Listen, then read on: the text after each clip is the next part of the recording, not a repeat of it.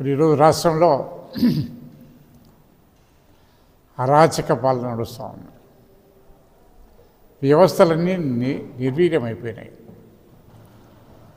ఎక్కడ చూసినా కానీ కూడా రోజు ప్రతి పేపర్లో వస్తూనే ఉన్నాయి, అన్ని పేపర్లో వస్తున్నాయి. మరి హత్యలు, దోపిడీలు, అత్యాచారాలు, అసంఘాయి కార్యక్రమాలు, మరి విచ్చలవిడిగా గంజాయి, విచ్చలవిడిగా మద్యము, మద్యపానం, బెల్ట్ షాపులు. మరి వీటన్నిటికీ కారణం ఏంటి? ఇన్ని అరాచకాలు జరుగుతున్నాయి, దానికి కారణం ఏంటి అంటే ప్రభుత్వం అన్ని రంగాలలో కూడా నిర్వీర్యమైపోయింది. ఎక్కడ ఏమి జరిగినా కానీ కూడా ప్రభుత్వానికి చీమ కుట్టినట్టు కూడా లేదు. మరి ఇప్పుడే వీరంతా వెళ్ళి వస్తున్నారు. పాత్రికేయులకు కూడా ఈరోజు రక్షణ లేదు ఈ రాష్ట్రంలో. మరి అన్నిటికి మించి ఇప్పుడే నాకు వార్త వచ్చింది, మీకు కూడా వచ్చి ఉంటుంది. ఇక్కడే మా చేపాడ పన్న పెద్ద గురువులు అనేది, అక్కడ ఒక అతను విపరీతంగా తాగుతూ వాళ్ళ భార్యను హింసిస్తూ ఉంటే 10వ తరగతి చదివేటువంటి కుర్రోడు కొడుకు ఆ యొక్క టార్చర్ చూడలేక వాళ్ళ నాయన కొడితే, ఇడిపించాలని కొట్టడం పోయి ఇడిపిస్తే మరి వాళ్ళ తండ్రి చనిపోయాడంటే ఇంతకంటే ఘోరాలు కూడా జరుగుతాయని చెప్పాడు. మరి ఎంతో అనుభవజ్ఞుడు, దాదాపు 17 సంవత్సరాల అనుభవం ఉన్నట్టు ముఖ్యమంత్రి మరి పరిపాలన రాష్ట్రంలో ఏ రకంగా ఉండాలనేది క్షుణ్ణంగా తెలుసు ఆయన. అటువంటి అనుభవం కలిగిన ముఖ్యమంత్రి ఇంత వ్యవస్థలను నిర్వీర్యంగార్చి మరి ప్రజలకు ఎవరికే కానీ ఈరోజు రక్షణ లేకుండా పోయింది. కనీసం ఎవరైనా సరే తప్పు చేస్తే దండించాల్సిన బాధ్యత ఈరోజు ప్రభుత్వం మీద ఉంది, అధికార యంత్రాంగం మీద ఉంది. మరి వాళ్ళ కూటమి నాయకులు తప్పు చేస్తే ఏమీ యాక్షన్ తీసుకునే పరిస్థితులు ఈరోజు ఏమి యాక్షన్ తీసుకోలేరు. ఎవరైనా కూటమి నాయకులు బెదిరిస్తే కానీ వాళ్ళు పిలుచుకొని మీరు ఇది చేసుకున్నారు. మరి ఈ పరిస్థితిలో రాష్ట్రంలో ఎమర్జెన్సీ పెట్టాల్సిన అవసరం ఎంతైనా ఉందని నేను అనుకుంటున్నాను. ఖచ్చితంగా ఇది మనం ఎన్నో ప్రభుత్వాలు చూసాం. 2019-24 వరకు కూడా జగన్మోహన్ రెడ్డి గారు చూసాం. 2 సంవత్సరాలు కరోనాతో వ్యవస్థలంతా కూడా నిర్వీర్యమైపోయాయి. అన్ని రకాల ఆదాయ వర్గాలు అన్నీ కూడా అనగారిపోయినాయి. అయినా సరే ఏ ఒక్క సంక్షేమం కానీ అభివృద్ధి కానీ ఆగలే. దేశంలోనే అన్ని రంగాల్లో కూడా బాగా కరోనాను కాపాడింది ఎక్కడంటే ఆంధ్రప్రదేశ్ అని చెప్పి మంచి పేరు వచ్చినారు. మరి ఈరోజు చూస్తామా ప్రతి ఒక్కరి పరిస్థితి ఆ రకంగానే ఉంది. ముఖ్యంగా రైతుల పరిస్థితి చూస్తే ఈరోజు అప్పుడే ఏప్రిల్లోనే త్రాగునీటి సమస్య, ధర్నాలు చేస్తున్నారు, బిందెలు పట్టుకొని చేస్తున్నారు. మరి రైతులకు కావాల్సినటువంటి విత్తనాలు కానీ ఎరువులు కానీ ఎక్కడ దొరుకుతున్నాయా? బ్లాక్ మార్కెట్లో విత్తనాలు లేవు, నకిలీ విత్తనాలు అమ్ముతున్నారు. ఎరువులు అయితే యూరియా అయితే బ్లాక్ మార్కెట్లో దాదాపు బస్తాకు 100-150 రూపాయలు ఎక్కువ పెడితే కానీ దొరకదు. మరి ఇదే జగన్మోహన్ రెడ్డి పరిపాలన 5 సంవత్సరాల్లో ఏ ఒక్కరికైనా కానీ ₹1 బ్లాక్ మార్కెట్లో అమ్మించారు. మరి ఈరోజు ఏ దొరుకుతున్నాయి? ఏ ఎరువులు దొరకకుండా. అది కాకుండా మొన్నే చూశాను పేపర్లో రేట్లు విపరీతంగా పెంచేసాం. పోనీ రైతులు కష్టపడ్డారు, ఏదో చేసుకున్నారు, ఎక్కువ తెచ్చుకున్నారు, విత్తనాలు బ్లాక్ మార్కెట్ తెచ్చుకున్నారు, పండించుకున్నారు, కష్టపడ్డారు. మరి ఆ పండించినటువంటి పంటలకు ఏ ఒక్క పంటకైనా నువ్వు గిట్టుబాటు ధర ఇచ్చావా? మొన్నటి వరకు అరటి పశువులకు అరటిపండు అనేది మనుషులు అది కూడా అందరికీ లభ్యమయ్యేది కాదు, కేవలం షావుకాలే అరటిపండు తినేవాడు. అటువంటి అరటి పండ్లను ఈరోజు పశువులకు మేతగా పెడుతున్నారంటే మరి ఈ ప్రభుత్వానికి కళ్ళు కనపస్తున్నాయా? ఈ ప్రభుత్వం చూస్తూ ఉందా? అరటి రైతులకు కూడా పట్టించుకున్నాడా? మరి ఏదైనా జొన్నలు నేను అవినాష్ గారు ఆ రోజు చల్లపల్లి చేశాం, కలెక్టర్ గారితో మాట్లాడి చేశాం. పక్కన అన్ని జిల్లాల్లో సెంటర్స్ పెట్టుకుంటున్నారు, కేవలం మన కడప జిల్లాకు మాత్రమే ఇద్దో ఓపెన్ చేస్తాం అద్దో ఓపెన్ చేస్తాం అంటారు, కానీ కాలయాపన చేస్తున్నాం చెప్ప రైతుల దగ్గర నుంచి ఒక మూట కొన్ని పాపాలు. ఈరోజు ఒడ్లు ఉన్నాయి, 2 ఎకరాలు బ్రహ్మాండంగా పడినాయి, 5 పుట్లు అయినాయి ఎకరాలు, గిట్టుబాటు ధర లేదు. నిన్న అవినాష్కి చాలామంది రైస్ మిల్లర్స్ అంతా వచ్చి చెప్పుకుంటే మాట్లాడే కలెక్టర్ ఏదో పెడుతున్నాం అదో పెడుతున్నాం అంట. అరచేతులు వైకుంఠం చూపిస్తుంది ప్రభుత్వం. అధికారులు నిలదీసితే మేము పెట్టాలని ఉన్నాము, కానీ పైనుంచి ఆదేశాలు మాకు వస్తే పోయారు. ఎవరు ఎలా ఆదేశాలు కలెక్టర్ కానీ అధికారులకు కానీ? ప్రభుత్వం ఎలా? ప్రభుత్వం అంటే ఎవరు? కన్సర్న్ మినిస్టర్ ఎవరు? Agriculture, civil supplies. Agriculture minister Atchannaidu మా దగ్గర డబ్బు లేదు మేము కొనలేము అని చెప్పి చేతులు ఎత్తేసాడు. ఇచ్చాడా లేదా? చేతులు ఎత్తేసాడా లేదా?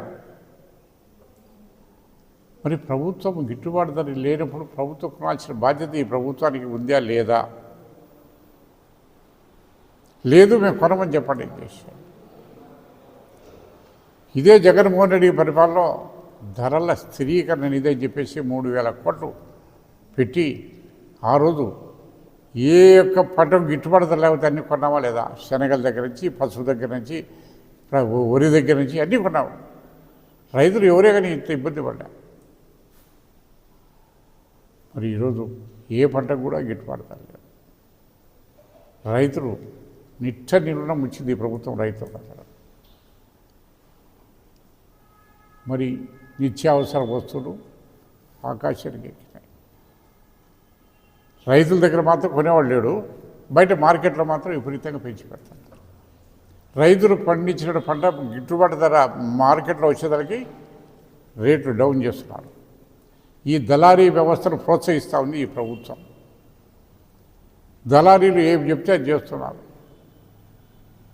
వాళ్ళంతా ఈ కూటమి నేతల యొక్క కనుసలలో నడుస్తుంది ఈ కూటమి, ఈ యొక్క దళారీ వ్యవస్థ అంతా కూడా. ఎందుకంటే మనకు క్లియర్గా అర్థమవుతుంది. మరి అన్నిటికి మించి మనం చూస్తున్నాం ఈరోజు ప్రజలకు కావాల్సినటువంటి నిత్యావసర వస్తువులు ఏమైనా ఒక్కటైనా అందుబాటులో ఉన్నాయా? రైతులకు ఎరువు లేదు, పండించిన పంట గిట్టుబాటు ధర లేదు. మరి నా 2024 ఎన్నికల ముందు ఏం చెప్పాడు చంద్రబాబు నాయుడు? ప్రతి కుటుంబానికి సంవత్సరానికి 3 గ్యాస్ సిలిండర్లు ఇస్తాడు.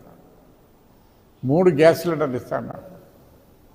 నువ్వు ఉచితంగా వద్దు స్వామి, నీ పుణ్యమాయ, మేము డబ్బు కడతాం, మాకు గ్యాస్ సిలిండర్లు ఏంటి కూడా ఈరోజు ఇచ్చే పరిస్థితిలో ఈ ప్రభుత్వం లేదంటే కదా. అంతకంటే సిగ్గుచేటు ఉంటుంది ఈ ప్రభుత్వం. గ్యాస్ సిలిండర్ కూడా బ్లాక్ మార్కెట్లో కొనాల్సిన పరిస్థితి వచ్చింది. నువ్వు ఉచితంగా ఇచ్చేది పోతే డబ్బు పెట్టి కొంటామంటే కూడా నువ్వు ఇవ్వలేనటువంటి దుర్భర పరిస్థితిలో ఈరోజు ఈ పరిపాలన నడుస్తాను. మరి అన్నిటికి మించి దేనికి కూడా మెయిన్ వచ్చేసి కావాల్సింది డీజిల్ కానీ పెట్రోల్ కానీ. మరి మిగతా ఎక్కడ ఏ రాష్ట్రాల్లో కూడా ఈ సమస్య లేదు. నేను కర్ణాటక నుంచి మా అబ్బాయి వచ్చాడు, ఇక్కడ మాకు ఫ్రీగా దొరుకుతుంది అని అన్నాడు. పక్కన హైదరాబాద్ ప్రాబ్లం లేదు. మరి ఎందుకని ఇక్కడ సృష్టిస్తున్నావు, క్రియేట్ చేస్తున్నారు అంటే వ్యవస్థ అంతా కూడా నిర్వీర్యమైపోయింది. ఆర్టిఫిషియల్గా ఇది క్రియేట్ చేస్తున్నారు,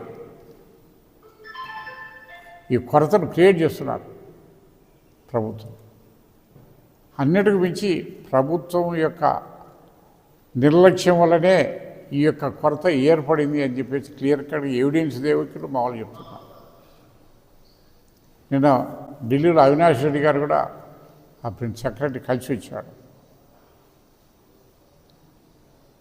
ఈరోజు వాటికి దిక్కులేవు. మరి రైతులకు ఏమి ఇస్తున్నారు మీరు చెప్పండి అసలు? ప్రజలకు నీళ్లు లేవు, పెట్రోల్ డీజిల్ లేదు, గ్యాసు లేదు, ఇంకా రోజు పోతే తాగని మంచి అవి కూడా చాలా గ్రామాల్లో కూడా సమస్య అప్పుడే స్టార్ట్ అయింది, అవి కూడా రాబోతాడు. పేరుకు మాత్రం బ్రహ్మాండమైన సుపరిపాలన. మరి ఆ రోజు ఆర్థికంగా రాష్ట్రంలో కరోనా డేస్లో కూడా ఉన్నప్పుడు కూడా చెప్పినటువంటి చేసినట్టు ఇది. మేము చంద్రబాబు నేను ఒక్కటే అడుగుతున్నా, నువ్వు గ్యాస్ సిలిండర్ 3 ఇస్తానన్నావా లేదా? ఉచితంగా ఇస్తున్నావా? ప్రభుత్వం ఏర్పడి ఖచ్చితంగా ఏప్రిల్ దీనికి 2 years అయింది, 2 సంవత్సరాలు అయింది. కనీసం అర్హత ఉండే వాళ్ళకి ఒక్క పెన్షన్ అన్నా ఇచ్చినావా? ఒక్క పెన్షన్ అన్నా ఇచ్చినావా? ఉన్నటువంటి పీకేసాం, దాదాపు 10 లక్షల పెన్షన్లు పీకేసాం. మరి అదే రకంగా బీసీలు, ఎస్సీలకు, ఎస్టీలకు 50 సంవత్సరాలకే పెన్షన్ అన్నావు, ఇచ్చినావా? ఏ ఒక్కరికైనా ఇచ్చినావా అసలు? మరి ప్రజలను మోసం చేసినట్టు కదా. మరి ఆడబిడ్డ నీదని 15 అన్నావు, 2 సంవత్సరాలు అయిపోయింది, ఏ ఒక్కరికైనా ఇచ్చావా? నిరుద్యోగ వృత్తి అన్నావు, 3000 అన్నావు, ఏ ఒక్కరికైనా ఇచ్చావా? మరి ఇన్ని తప్పుడు మాటలు చెప్పి, ఇన్ని అబద్ధాలు చెప్పి నువ్వు ఈరోజు అధికారంలో ఉన్నావు. మరి ఇన్ని వాగ్దానాలు చేసి అందులో ఆయన ఇంకోటి చెప్పాడు, అప్పుడు జగన్మోహన్ రెడ్డి గారు ఇచ్చేటటువంటి అన్నీ ఇస్తూ అడిషనల్గా ఇవన్నీ ఇస్తారన్నాడు. మరి జగన్మోహన్ రెడ్డి ఆ రోజు ఆసరా ఇచ్చాడు, చేయూతి ఇచ్చాడు, మరి ఈ యొక్క నేతన నేస్తం ఇచ్చాడు, ఆటోలకు ఇచ్చాడు, మరి అదే రకంగా నాయి బ్రాహ్మణులకు ఇచ్చాడు, అన్నీ కూడా అందరికీ చేశాడు. మరి ఈరోజు ఏ ఒక్కరికైనా ఇస్తున్నావా? ఏ ఒక్కటి ఇవ్వకుండా కూడా 3,40,000 కోట్లు ఈ 2 సంవత్సరాల్లోనే అప్పు చేసావంటే నా రాష్ట్రం అంటే ప్రజల మీద ఎంత భారం మోపుతున్నావో అర్థం చేసుకోవాలి. ప్రభుత్వం అప్పు చేసిందంటే ఎవరి మీద పడుతుంది? ప్రజల మీద పడేదే, ప్రజల మీదే భారం అది పడేది. మరి ఎందుకని చేయలేకపోతున్నావు? ఏ రకంగా ఇది చేస్తున్నారు?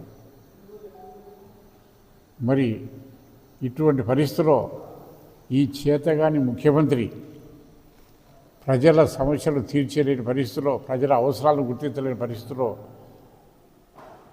ఈ ప్రభుత్వం ఉంది. కాబట్టి వెంటనే ఎమర్జెన్సీ పెడితే వ్యవస్థలు ఇదే అవుతాయి. అప్పుడైనా ప్రజలకు కావాల్సినటువంటి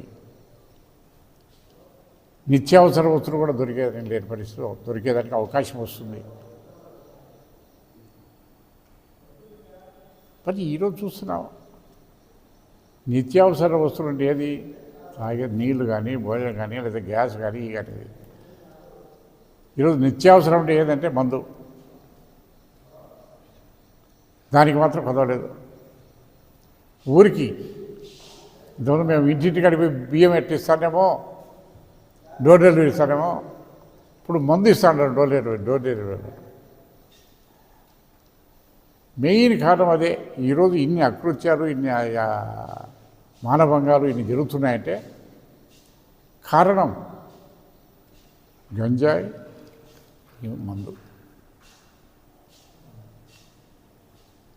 ఈ రెండే మెయిన్ కారణం. అసలు కంట్రోల్ చేయలేని పరిస్థితి. ఎందుకంటే కూటమి నాయకులు ఇవన్నీ కూడా వ్యాపారాలు చేసేది. ఈరోజు గంజాయి దొరుకుతుంది. మరి ఒక ప్రజాప్రతినిధులే కోడూరు ఎమ్మెల్యే విచ్చలవిడిగా అక్కడ చాలామంది ఈ రంగం చేస్తున్నారు, దందాలు చేస్తున్నారు. కేవలం ఈ ప్రభుత్వం అక్కడ ఉన్నటువంటి కూటమి నాయకుల యొక్క సంక్షేమం మాత్రమే చూస్తూ ఉంది, కానీ ప్రజల సంక్షేమాన్ని ఈ ప్రభుత్వం పట్టించుకోవడం లేదు. ప్రజలు ఏమైపోయినా ఇబ్బంది లేదు, మా కుటుంబ నాయకులు క్షేమంగా ఉంటే చాలు అనే పరిస్థితులు ఈరోజు పరిపాలన నడుస్తుంది. ఏది ఏమైనా కానీ అన్ని రకాల నష్టపోయేది రాయలసీమ. ఈరోజు మనం చూస్తున్నాం, 2 బడ్జెట్ అయిపోయినాయి, 3 బడ్జెట్ మనం పెట్టాడు. 2006-7 బడ్జెట్ వచ్చింది. ఏం చేస్తున్నాం రాయలసీమకు? ఏమి కేటాయింపులు ఉన్నాయి? ఏ కొత్త ప్రాజెక్టు తీసుకొస్తున్నావు? ఇరిగేషన్ ప్రాజెక్ట్ చేస్తున్నావు. ఈ 2 నెలల్లో ₹1 ఖర్చు పెట్టాము ఇరిగేషన్ మీద. రోడ్స్, ఆ ఇంటర్నల్ రోడ్స్ వచ్చి ఎన్ఆర్ఈఎస్ ఫండ్స్ కింద వేస్తుంది తప్ప ఊళ్ళల్లో పెద్ద పెద్ద రోడ్లు ఎక్కడ చేస్తున్నాను? ఎక్కడా లేవు. ఇరిగేషన్ లేదు, రోడ్స్ లేదు, మరి డ్రైన్స్ లేవు. మన మున్సిపాలిటీ ఉంది, ₹1 ఇచ్చావా డ్రైన్స్కు? ఆంధ్రప్రదేశ్ ప్రభుత్వం ఒక సీసీ రోడ్డుకి ఇచ్చినావా? ఒక బీటీ రోడ్డుకి ఇచ్చినావా? ₹1 ఇచ్చావా ఈ 2 సంవత్సరాల్లోనూ? ఒక ఇల్లు కట్టించావా? ఒక ఇంటి స్థలం ఇచ్చినావా?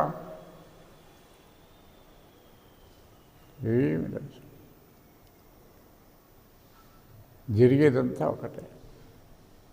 కూటమి నాయకులు అన్ని రకాల కూడబెట్టుకునే దానికి మాత్రమే ఈ ప్రభుత్వం సహకరిస్తారు తప్పక సామాన్య ప్రజలకు ఎవరికే కానీ ఈ ప్రభుత్వంలో సంక్షేమం లేదు, అభివృద్ధి లేదు, వాళ్ళకు నిత్యావసర వస్తువులు దొరికే పరిస్థితి లేదు, దేశం ఎటువైనా ఇబ్బంది లేదు. మా కూటమి నాయకులు మేము ముగ్గురం సరిగ్గా ఉంటే చాలనే పరిస్థితిలో ఈరోజు ప్రభుత్వం. ఈరోజు విద్యార్థుల అవస్థ దేవుడు సాధిస్తున్నాడు. పాపం పూర్తి చేసుకున్నారు, డిగ్రీ కంప్లీట్ అయింది, సర్టిఫికేట్లు ఇవ్వరు, ఆ ఫీజులు కట్టమంటారు. గవర్నమెంట్ మాకు నమ్మకం లేదు, వాళ్ళు ఇస్తారని నమ్మకం లేదు. మరి ఈరోజు వైద్య రంగాన్ని తీసుకుంటే పిహెచ్సిలో డాక్టర్లు లేరు, మందులు లేవు, సిరంజి కూడా బయట నుంచి తెచ్చుకోమని చెప్తాను.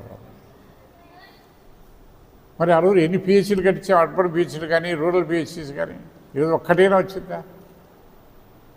ప్రతి ఒక్క సచివాలయ పరిధిలో ఆరోగ్య కేంద్రాలు పెట్టాం, ట్రీట్మెంట్ ఇస్తాక. ఈరోజు ఒక్క ఖాళీ ఒకటి వస్తే అన్నిటికి మించి హాస్పిటల్స్ దాదాపు 3,400 కోట్లు రీయింబర్స్మెంట్ బకాయిలు ఉన్నాయి. 3,400 కోట్లు బకాయిలు ఉన్నాయి. మీరు అది ఇస్తేనే మేము తీసుకుంటాం, లేకపోతే క్లోజ్ అని పెట్టాం. మరి ఈరోజు ప్రాణం మీదకి వచ్చినటువంటి సామాన్య ప్రజల పరిస్థితి ఏమిటి? ప్రైవేట్ హాస్పిటల్ పోవాలంటే లక్షలతో డబ్బు కావాలి. మరి ప్రభుత్వం కనీసం వాళ్ళ ప్రాణాలు కాపాడేదానికి ఈ యొక్క ఆరోగ్యశ్రీని నిర్వీర్యం చేసి పడుచుకోవాలి. మరి ఇన్ని లక్షల కోట్లు అప్పు చేసి ఎక్కడ పెడుతున్నారు? అంతా పెట్టేదంతా అక్కడ అమరావతి, అంతా అమరావతి. దాదాపు ₹1,00,000 కోట్ల వర్క్స్ ఇప్పుడు అలా నడుస్తాడు. ₹1,00,000 కోట్ల వర్క్స్ అన్నీ ఇప్పుడు పెట్టారు. ముఖ్యంగా రాయలసీమకు చాలా అన్యాయం చేస్తారు. రాయలసీమ గురించి పట్టించుకోవడం. రాయలసీమ వాసిగా ఉండి కూడా చంద్రబాబు నాయుడు ఏ ఒక్క ప్రాజెక్టు కానీ ఏ ఒక్క డెవలప్మెంట్ కానీ లేదు. 2 ఏళ్ళు 3 సంవత్సరం కూడా బడ్జెట్లో మనకేం లేవు. 2006-7లో కూడా ఏమి లేవు మనకు. అంతా అక్కడనే. ఇంత దుర్భర పరిస్థితులు ఈరోజు పరిపాలన నడుస్తుంది. ప్రజలకు ఇప్పుడే తెలుసు, ప్రజలకు అందరికి ఇప్పుడే తెలిసిపోయింది. నిన్న ఒకడు ప్రాణం మీదకి వచ్చి పోతాడు హాస్పిటల్ వచ్చి సీరియస్ కంటే అంబులెన్స్ పే చేయకినాడు, డీజిల్ పడుచుకో డీజిల్ లేదు, వాడు పట్టని అనేది చెప్పాడు. లాస్ట్కి ఆ పరిస్థితి వచ్చింది రాష్ట్రంలో. అంబులెన్స్లో కూడా డీజిల్ పట్టించలేని దొరకని పరిస్థితిలో ఈరోజు అటు హాస్పిటల్ పేషెంట్ ఫీజు లేదు, ఫీజు రియంబర్స్మెంట్ లేదు, ఇది ఆరోగ్యశ్రీ లేదు, తీసుకెళ్ళాలంటే అంబులెన్స్ డీజిల్ లేదు. మరి పరిస్థితి ఏ రకంగా ఉందో, ఎంత దుర్భరంగా ఉందో ఒక్క కథ ఆలోచించుకోలేదు సార్.